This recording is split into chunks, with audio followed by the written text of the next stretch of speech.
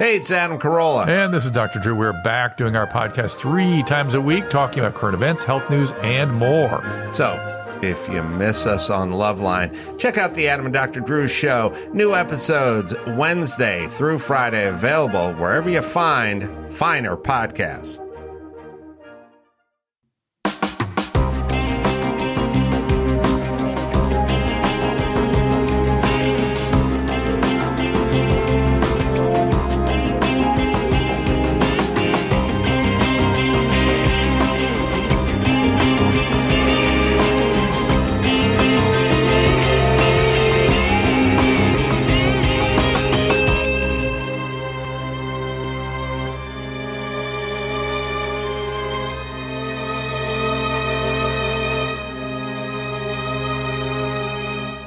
Hello, everyone, and welcome to episode 395 of the True Crime All the Time Unsolved podcast. I'm Mike Ferguson, and with me, as always, is my partner in true crime, Mike Gibson. Gibby, how are you? Hey, I'm doing good, man. How about you? Doing great. Yeah. You know, we've talked about it on TCAT. We talked about it on Patreon. You know, we're getting ready for Christmas. We are. As a lot of people are, or, you know, different holidays that they might celebrate. We are taking the last week of the year off. So this is our last episode of True Crime All the Time Unsolved for 2024. I'm excited about that, except you didn't tell me, are you just going to DoorDash my normal weekly dinner over to me? Are you going to give me a stipend or something? I think 1 week out of the year, you can pay for all your meals. See, if I would have known that up front, I don't know if I would have agreed to take the week off. You would have just come on, let's tape it and get your free meal. Yeah, I see how you are. Let's go ahead and give our Patreon shout outs. We had Muhammad Sheik. Hey, Muhammad. Katie McCormick. There's McCormick. Savannah McCoy. Hey, Savannah. Mike Oxmall. What's going on, Oxmall? Tracy Robbins. Hey, thanks, Robbins. Leah Levant. Thanks, Leah. Charlie Ward. Old Charlie. Olivia. There's our Olivia. Allison Hardwick. Hey, Allison. And last but not least, Holly Lewis. What's going on, Lewis? And then if we go back into the vault, this week we selected Rosalind Rainey. Rainey. Yeah, appreciate the new support, the continued support. We also had a great PayPal donation from Ann Kelly. Yeah, thanks, AK. Yeah, thank you to everyone. So, Gibbs, right now we have a new episode out on True Crime All the Time where we're finishing up Bruce McArthur, part 2, our last part. In this one, we'll cover the final disappearances in the gay village, how McArthur was finally caught, and then his later court proceedings. And, you know, there's a lot of revelations that come out about Bruce McArthur. I mean, no doubt he was a very, very bad guy. He was. And, you know, one of the more notorious Canadian serial killers. All right, buddy, are you ready to get into this episode of True Crime All the Time Unsolved? I am ready. We are talking about the mysterious Isdal Woman. In November 1970, the burned remains of a woman were found in a remote area of Norway's Isdalen Valley. She became known as the Isdal Woman, and her identity remains a mystery over 50 years later. So, you know, big unsolved case out of Norway. We have a lot of fans in Norway. We do. In some of the Scandinavian countries. Love it. I know you're very popular over there. When you took one of your acts on tour, you hit some of those countries and they were all sold out performances. Standing room only in Oslo. And that's hard to do. Not everybody can pull that off. That's exactly right. But when you're advertising kind of a full Monty experience with, you know, from a man in his 70s, you're going to get a big turnout. Why do I get older and older throughout the night? So on November 29th, 1970, a man and his 2 young daughters were hiking in the Isdalen Valley when the older girl saw something in a forest clearing. They walked closer and realized it was a dead body on the slope among a pile of rocks. The woman's body was found off the trail on steep wooded terrain. You know, how strange would that be to see that? I know we talked about this before, and I just feel like It would be so bizarre. Well, and it's gonna ruin your day. I mean, this sounds like an idyllic day, right? You've got a dad, 2 young daughters. They're kind of hiking in what is probably this picturesque setting. Yeah. Well, that's going to come to a very abrupt end. My thought is, though, what are the long-term ramifications of not just an adult man, but more importantly, 2 young girls seeing this? Yeah. You're going to be talking about nightmares and things for some time to come. Based on how the body looked, it could be very traumatic. The father and his daughters had to hike back to the town of Bergen because they didn't have access to a phone. Police lawyer Carl Halvor Oz was one of the first on site. He told the Norwegian broadcasting company NRK, the first thing we notice is the stench. So, back to your point of what state is this body in? Well, obviously it's in a state of decomposition. Bodies start to smell fairly quickly. Yeah. And we know from other episodes we've done that stench is so strong and for some unmistakable. Yes. Some people have said that. In a different interview with the BBC, he described the stench as a strong smell of burnt flesh. He said the body was burned all over the front, including the face and hair, but the woman was not burned on her back. It looked like she had thrown herself back.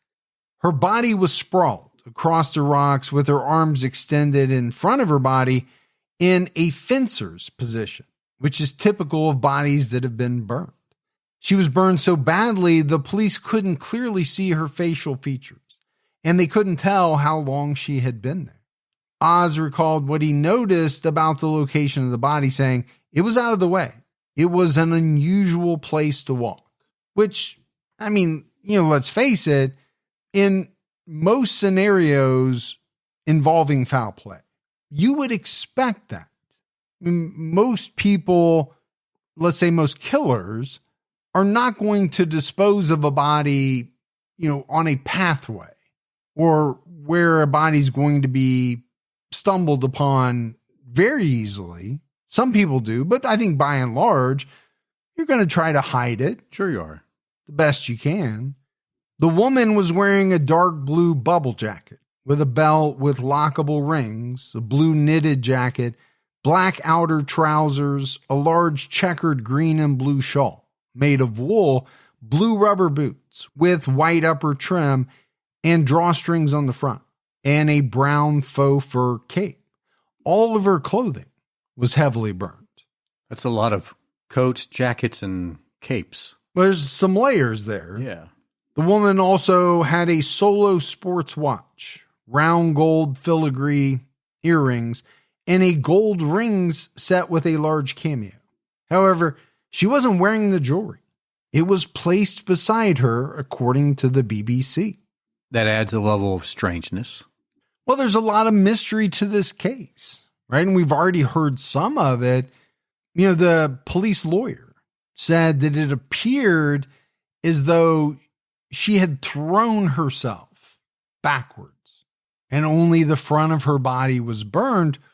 And now you have jewelry that, was laying beside her. Why? What does that mean? I mean, it kind of clearly says this wasn't some type of robbery. Right. This is stuff that was not very large, could have easily been taken, put in a pocket, transported very easily. Why take the time to take it off? And who did? Right? Somebody who did something to her? Or did she have time to take it off herself? And why? And if so, why? Also found at the scene were burned fragments of clothes, a broken umbrella, melted plastic bottles, a half bottle of liquor, and a plastic cover, possibly for a passport. Forensic investigator Tormod Bones said the placement and location of the objects surrounding the body was strange. It looked like there had been some kind of ceremony. Investigators noticed that all production labels were scraped off the bottles and the manufacturing labels were cut off her clothing. There was nothing at the scene that could identify her. And this is not the first case that we've done where victims have been found with the labels of their clothes cut off. Well, it definitely will make it harder to identify the clothing, which would potentially help you identify the stores and, backtrack it to maybe where they were purchased. Maybe, possibly. But this setup, they said it looked like it was a ceremony, a ritual. Well, it is strange. I mean, there's just no way around it.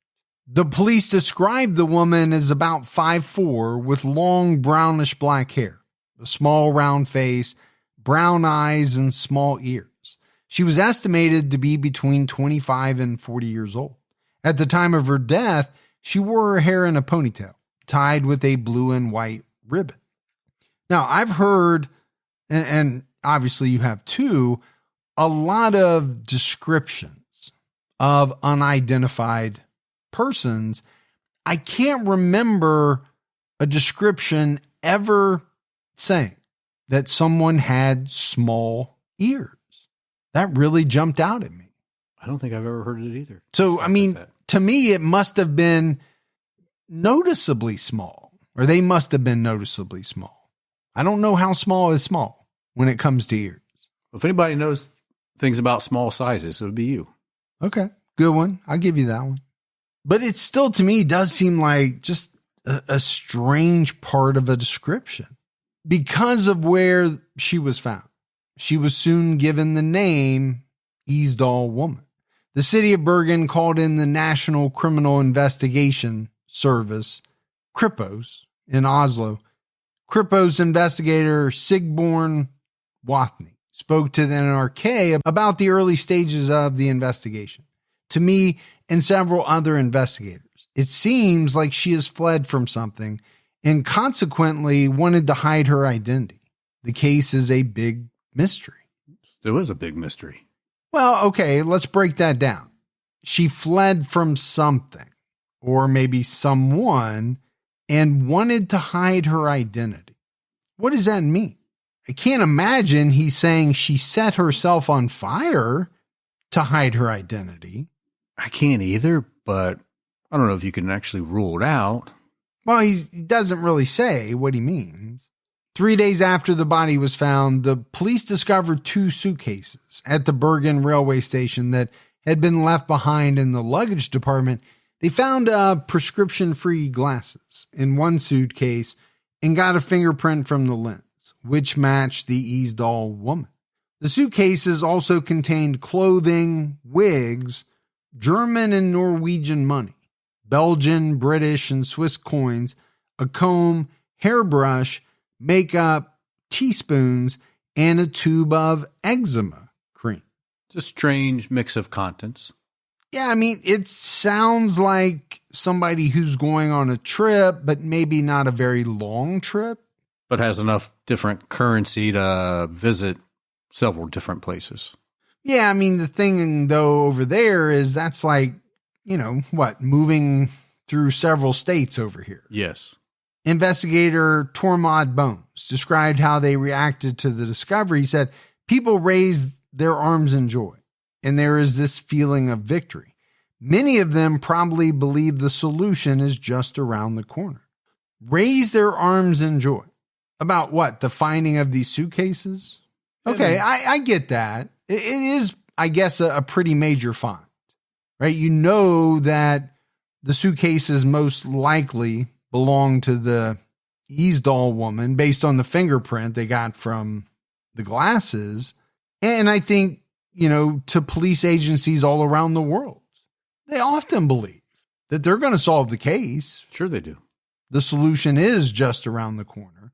Unfortunately, we know that's often not the case based on the number of unsolved cases we do. But you had to be happy with 2 suitcases of different items because at least it made you feel like you had a possibility of solving it. Yeah. The identity. But their joy soon turned to disappointment when they realized that just like the crime scene, someone had removed all factory labels from every single item in the suitcase. Even the prescription sticker on the tube of eczema cream was scraped off. I think when you hear this, you think somebody that hurt her did that, right? They removed these labels. But it could have just been her. No, it absolutely could have been. I think there are people who don't like tags. So they just remove them all. They don't like them. They're scratchy.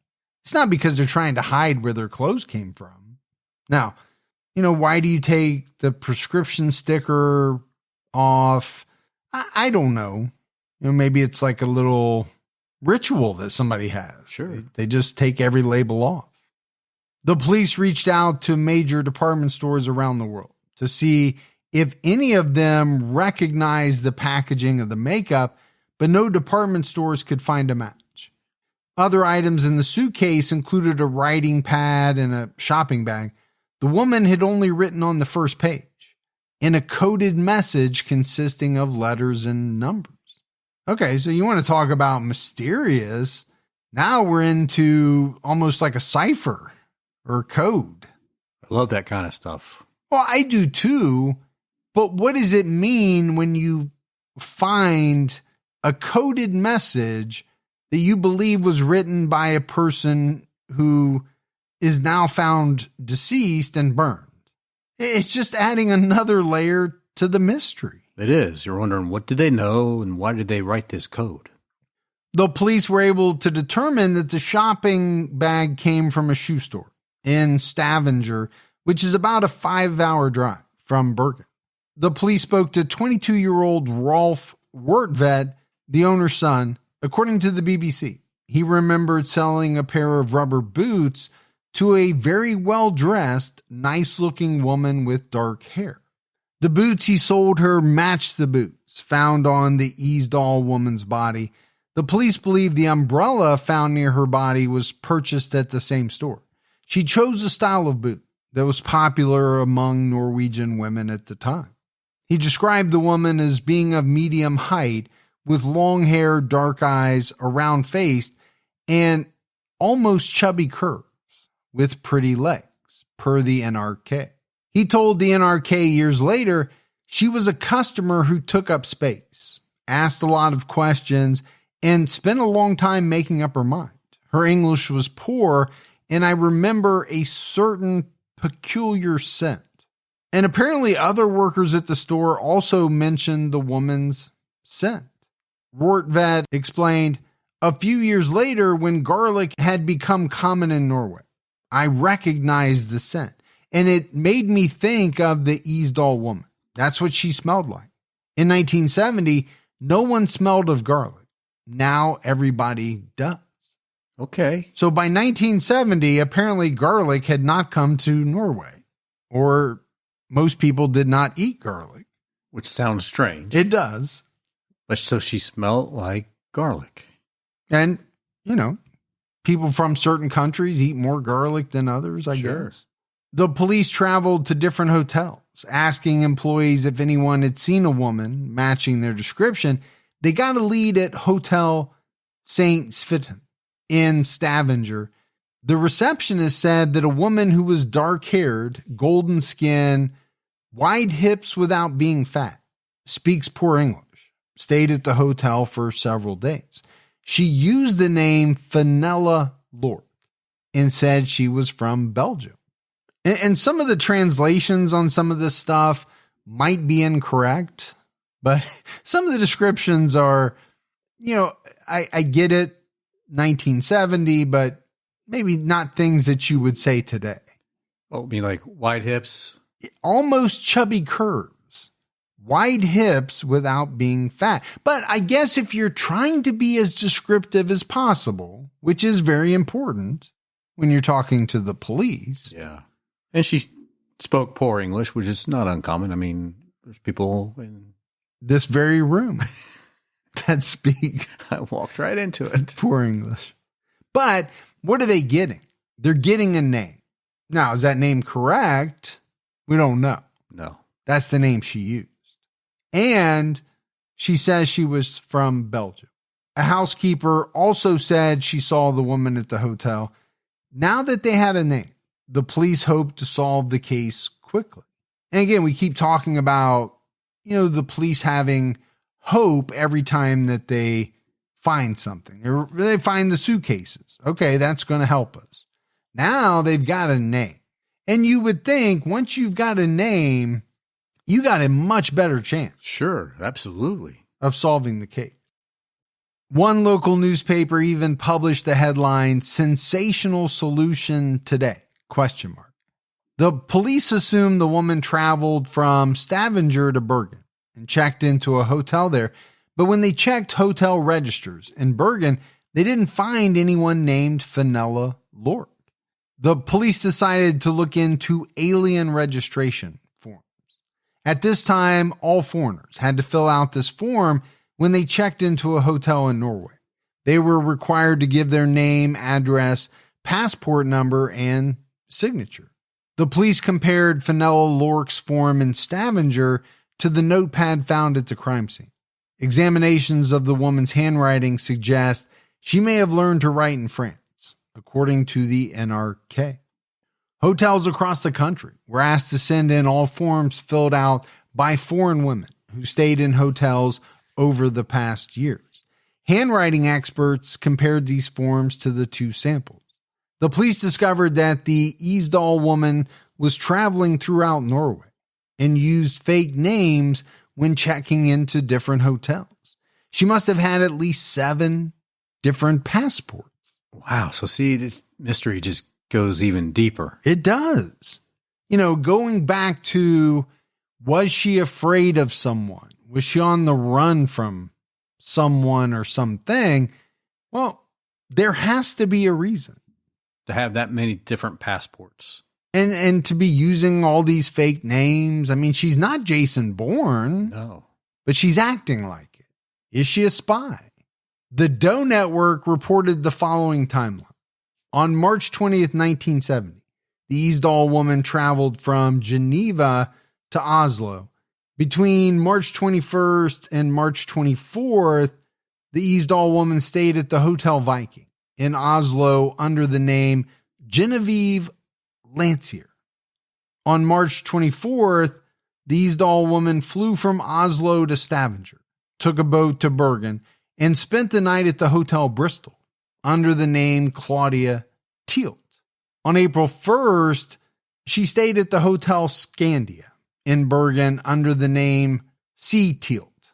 The Isdal Woman traveled from Bergen to Stavanger on April 1st, then to the Norwegian cities Kristiansand and Hirtshals. She then moved on to Hamburg, Germany, and Basel, Switzerland. This was her last time in Norway for 6 months. And I don't know why, Gibbs, but this is what I imagine a trip for you through Europe would be like. A lot of movement, a lot of different hotels, a lot of, assumed names. That would be how I would travel. I imagine it would be. I typically try not to sleep at the same place more than one night. I mean, every time we go to CrimeCon, you check in under a different name. Last year it was, this last year it was IP Freely. I mean, I don't know where you come up with half these names. That was a pretty good dad joke. I mean, it does feel like there's some international intrigue here. Yeah, almost like a spy-like quality. Yeah. To her movements. And then, why is she gone from Norway for 6 months? And what was she doing? On October 3rd, 1970, the Isdal Woman traveled from Stockholm to Oslo, then to Oppdal, Norway. By October 22nd, she was staying at the Hotel Altona in Paris. While in Paris, she used the name Vera Schlossneck. From October 23rd to the 29th, she stayed at the Hotel de Calais in Paris. From the 29th to the 30th, she traveled from Paris to Stavanger to Bergen. I mean, she's very busy jumping around. Yeah, and I mean, obviously, it sounds like a bunch of different countries, but like I said, some of these trips are not that far from country to country. And what is she doing for income? Well, it's all part of the mystery. Who is this woman? What was she doing? What did she do for a living? From October 30th to November 5th, the Isdal Woman stayed at the Hotel Neptune in Bergen under the name Elysia Zerner Merchants. From November 6th to the 9th, the woman traveled to Trondheim, Norway, and stayed at the Hotel Bristol under the name Vera Jarl. On October 9th, the woman traveled to Oslo, then to Stavanger, and stayed at the Hotel St. Svithun under the name Fenella Lorch. It'd be hard to keep up with all the different names you've been using, and when you meet people, wait, who am I this week? Yeah, well, and I don't know how many people this woman's meeting. I don't know, if she's keeping to herself. This name Fenella Lorch, though, is interesting because you would think probably using the same name multiple times, right? In a rotation, maybe. We know she's going to use this name later on again. On October 18th, the woman traveled by boat to Bergen and stayed at the Hotel Rosenkrantz under the name Elizabeth Lienhauer. However, she claimed she was from Belgium. From November 19th to the 23rd, she stayed at the Hotel Hordeheimen. She remained in her room for most of her stay and seemed watchful. Okay, that's an interesting word. Watchful. Maybe she was into spying. Yeah, maybe she was into some type of spycraft, but also maybe she was on the run from someone. Well, that's true too. And you can take that word a couple of different ways. Is she traveling around using fake names because, she's in the spycraft business, or is she on the run from somebody and trying to kind of stay out ahead of them? Yeah, maybe she stole a lot of money or stole something that brought her a lot of money, so that allows her to travel and not have to work, but she has to be careful. Who knows? I think at this point, all ideas are on the table. She checked out of the hotel on the morning of November 23rd, paid cash, and went to the Bergen railway station. She put 2 pieces of luggage in a depository box. The woman claimed to be a Belgian citizen for most of her travels. When contacted, the Belgian police reported that all the names were false identities. So, and that makes sense. I mean, if you're going to use that many different names, chances are you're never going to use your real one. Well, that's true. Witnesses who interacted with the woman said she didn't speak much English, and they heard her speaking both German and Flemish. Hotel staff reported that she requested to change her room often. During one hotel stay, she asked to change rooms 3 times. Paranoid? Paranoid. I mean, obviously the hotel staff is going to look at you as being difficult. Why in the world would anybody need to change rooms 3 times? I can see needing to change once. The TV doesn't work. The air conditioning doesn't work. My mini fridge has been raided by someone I went to CrimeCon with. It was just that one time. I thought CrimeCon paid for it all. Didn't realize you had to. Well, and it was also interesting that you didn't eat or drink any of it. You just pulled it all out to look at it, not knowing that the minute you pull it out, you've paid for it. Sorry. 21-year-old Alvhild Rangnes worked in the dining room of the Hotel Neptune in Bergen. She explained to the NRK why the woman stood out to her, saying, back then, single women in the dining room were not a common phenomenon. But this woman came in with a proud posture, found a table, and settled down comfortably. She was obviously a woman used to traveling on her own. I remembered I whispered to my colleague that I hoped I could adopt this woman's style as an adult. She seemed so self-confident and aloof, but she was not really the type to don jogging pants and go up in the Isdalen Valley. So it sounds like she was, at least to this woman, put together well and presented herself well. But also did not appear to be the type of woman who was going to go up by herself in the Isdalen Valley. So, I mean, I think that's kind of an interesting statement as well. This woman also spoke to the BBC saying, "My first impression of her was one of elegance and self-assuredness. She looked so fashionable. I wish to be able to mimic her style. In fact, I remember her winking at me. From my perspective, it felt as though she thought I had been staring a bit too much at her." All right, so it sounds like she was a very confident, self-aware woman. Alvhild told the BBC, "On one occasion while I was serving her, she was in the dining hall, sitting right next to but not interacting with two German Navy personnel, one of which was an officer." So, she's using all these fake identities. Now we've got a German officer involved.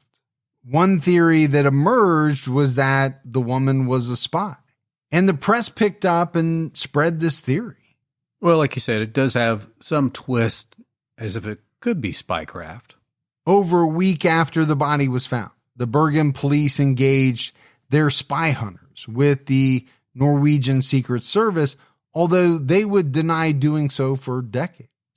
This theory was supported by the fact that few foreign tourists visited Bergen in the 70s. And this case also occurred during the Cold War, when many spies came to Norway, including Russian spies, according to crime author Gunnar Stalesen. Gunnar noted that there were many Israeli agents operating in Norway at this time as well. Why so many spies in Norway? Maybe the location. Maybe. According to the NRK, security services were interested in reports that the woman was seen observing a military test of new rockets in Western Norway, but there was no clear conclusion to this line of investigation. So it sounds like, the press kind of ran with this spy theory, or at least they reported on it. And why not? I mean, that's one possibility. It's also, something that is going to grab people's attention. During the Cold War, you start talking about spies. People's ears are going to perk up. They're going to want to read about that. Eventually, the police were able to crack the woman's coded note. They hoped it would provide a lead about her identity, but it ended up being just a record of where she stayed. For example, one entry, 022028P, were the dates October 22 through 28th, when she stayed in Paris. 029PS signified the day she traveled from Paris to Stavanger, with 029S symbolizing the date she arrived in Stavanger. The entry 030BN5 aligned with the date she stayed in Bergen, October 30th to November 5th.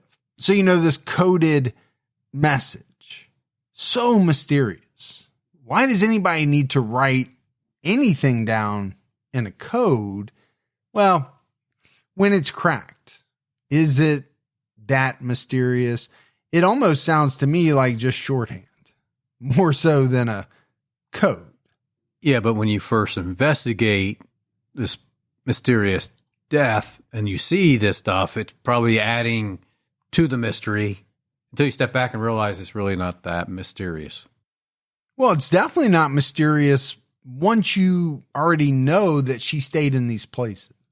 The police sent a description of the woman and sketches to police forces around the world and received the following response. As reported by the NRK, the names and the passport numbers are unknown, and no one matching the description has been reported missing anywhere.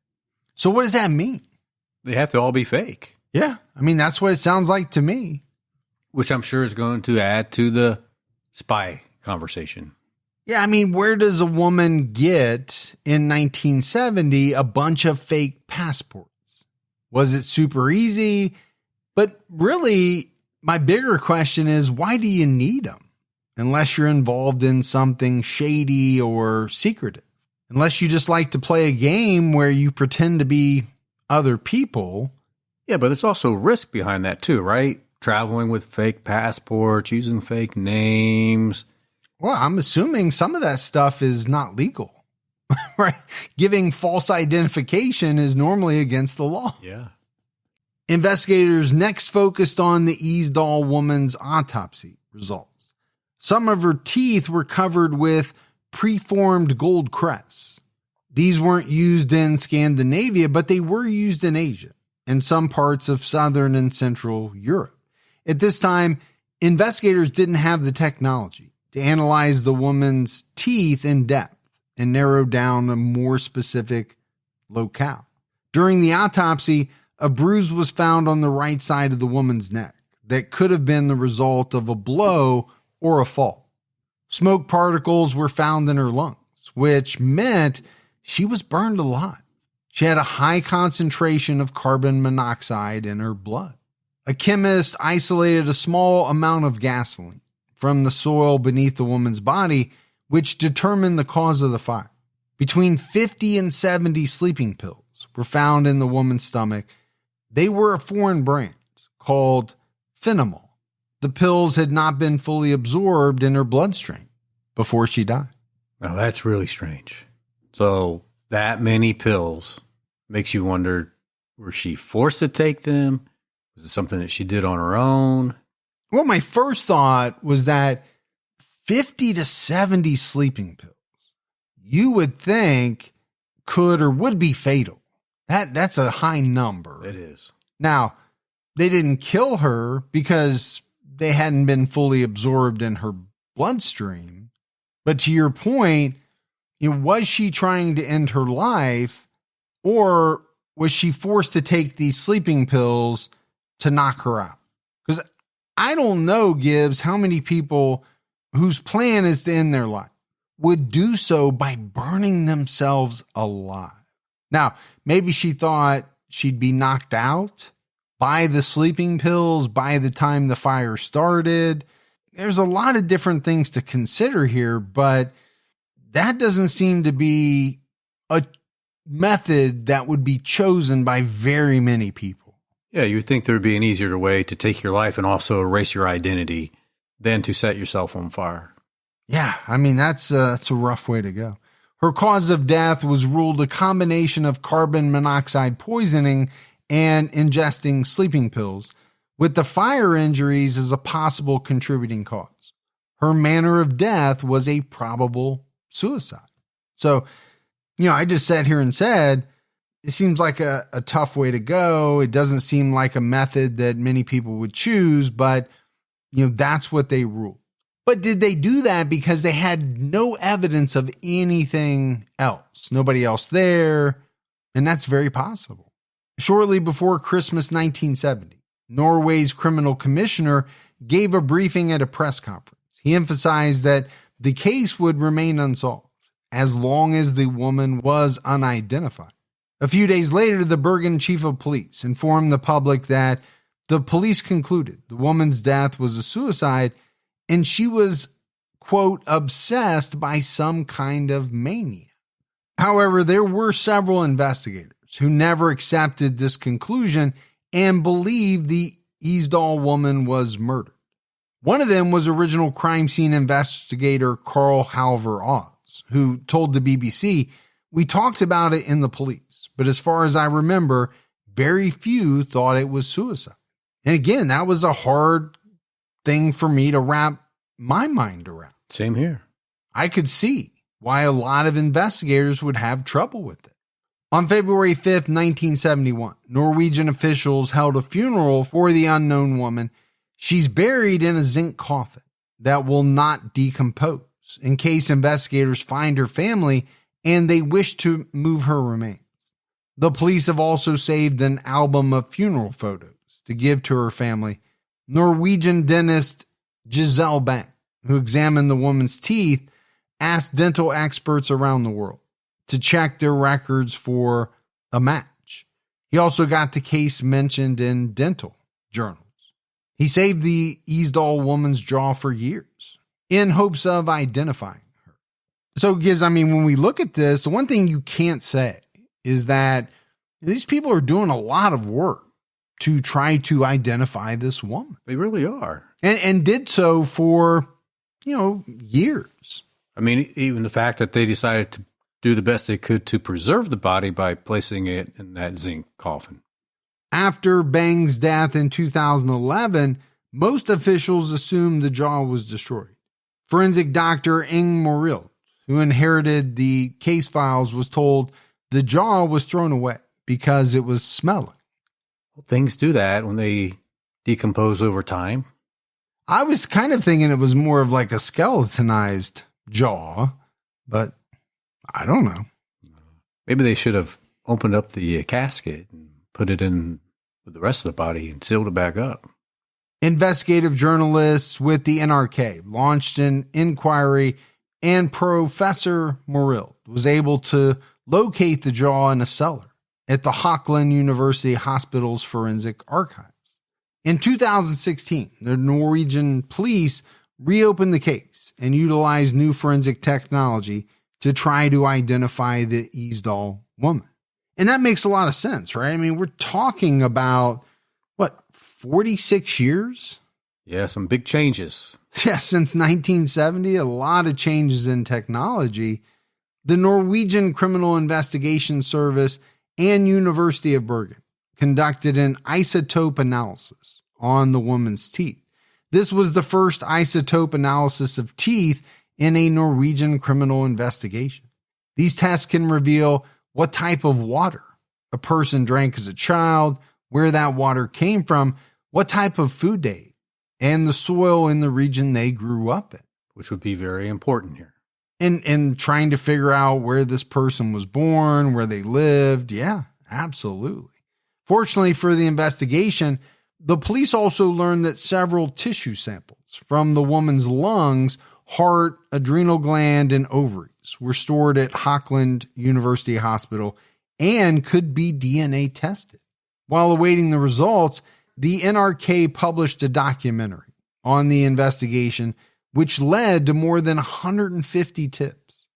And I can imagine, Gibbs, that people all over Europe and maybe even, beyond, if they had a woman who they had not seen since 1970 and they thought was missing, if they saw this, they were going to call about it and say, hey, it could possibly be this person. Such and such.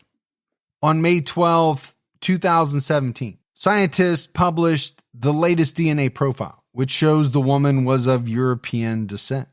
The DNA results discredited the theory that the woman was from Israel. A scientist for the Norwegian Criminal Investigation Service said the results were much more specific than I could have dreamed of. So this isotope analysis allowed investigators to create probability maps to narrow down what region she grew up in. Her origins were narrowed down to an area near the borders of Germany, France, Luxembourg, and Belgium. In this case, the teeth that were tested were formed in early childhood and the teen years, which showed experts that the woman relocated at some point from areas close to Nuremberg, Germany, to the western part of the country.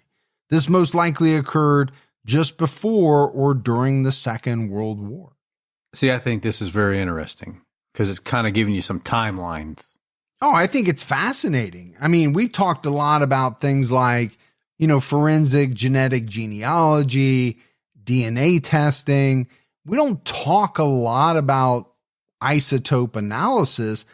This, to me, is amazing stuff. That you can analyze someone's teeth and tell where they grew up, where they lived later on in life, what type of food they ate, what was the soil like where the food was grown that they ate. That is just amazing stuff to me. The isotope analysis adjusted the age estimate.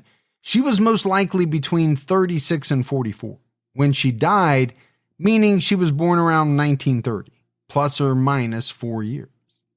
In collaboration with the Norwegian police, the NRK is attempting to identify the Isdal woman.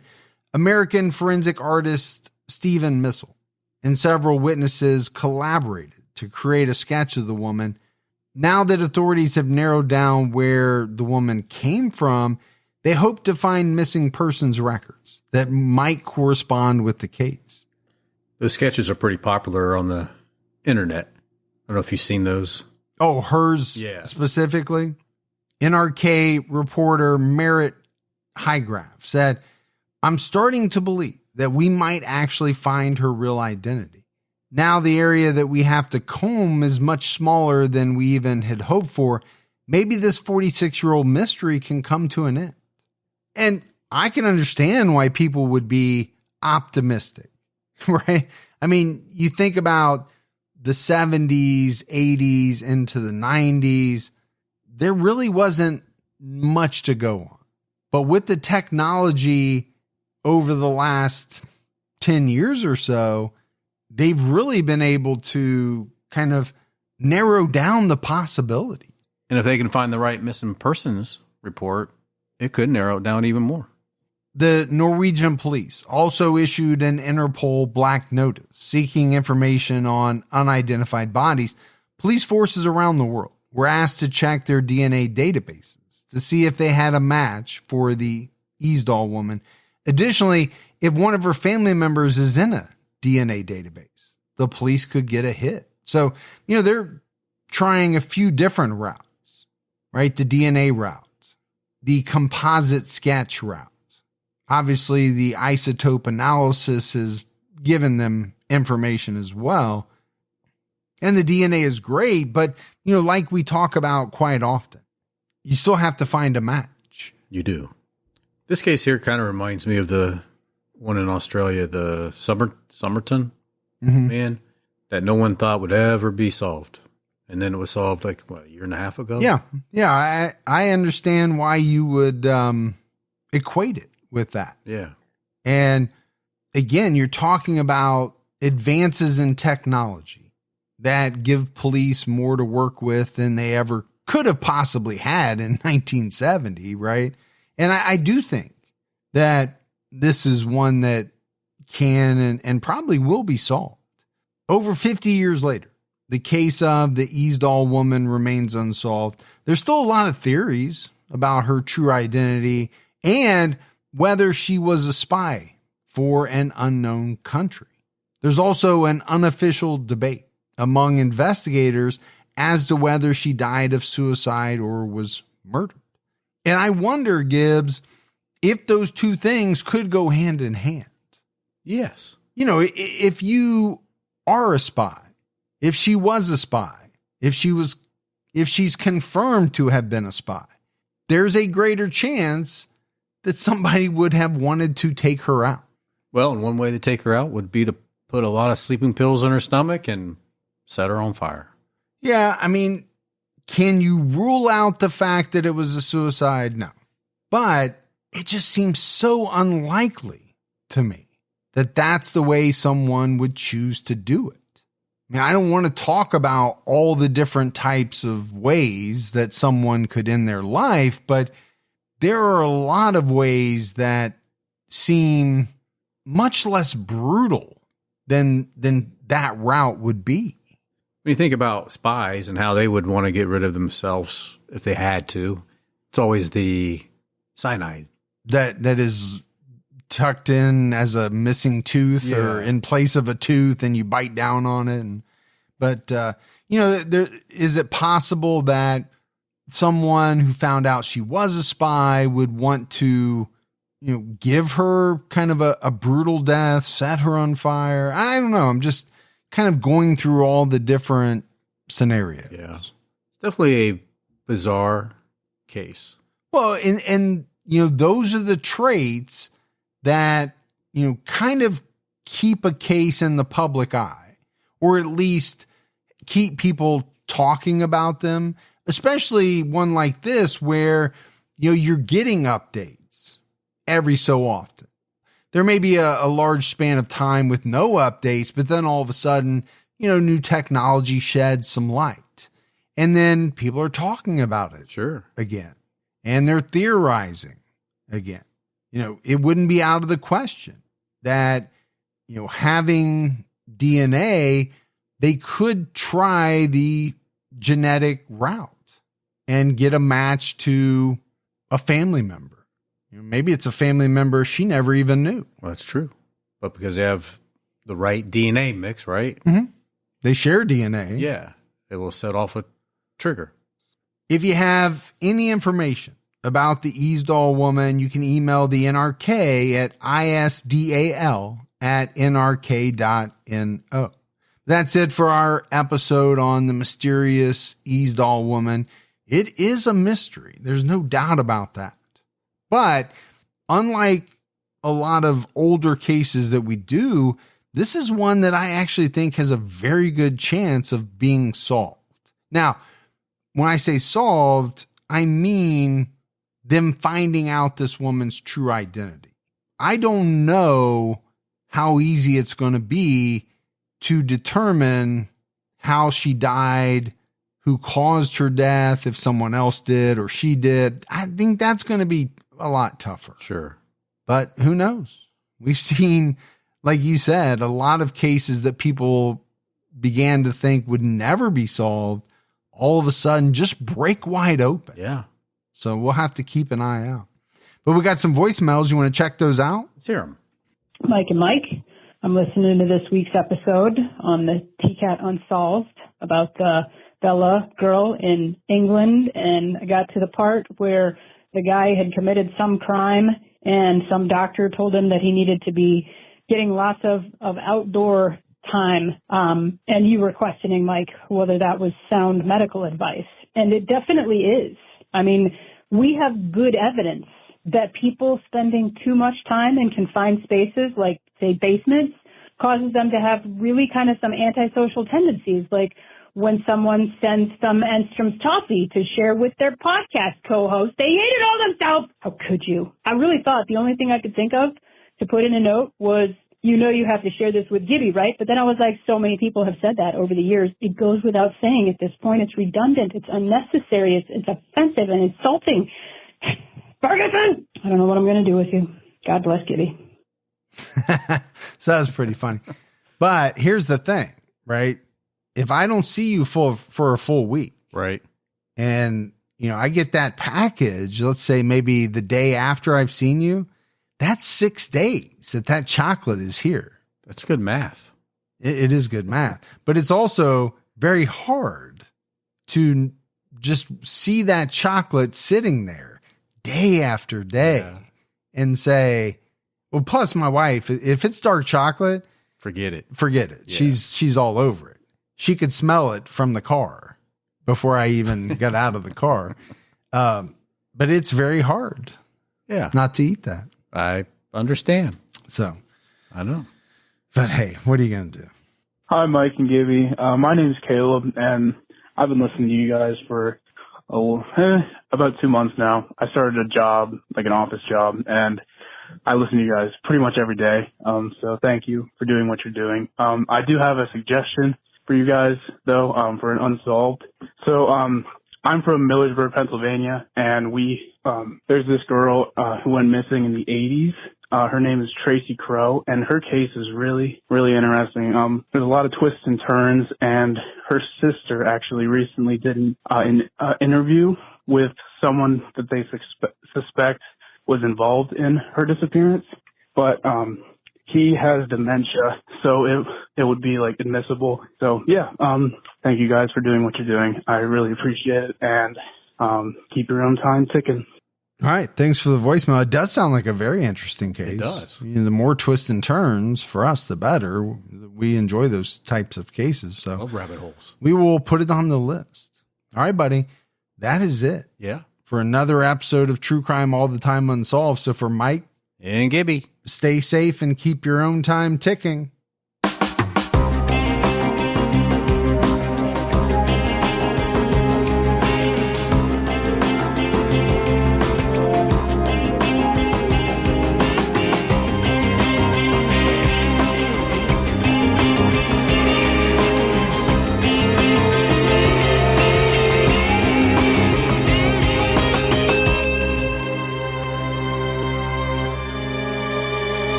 I love reality TV on Pluto TV. Same, and I love that it's free.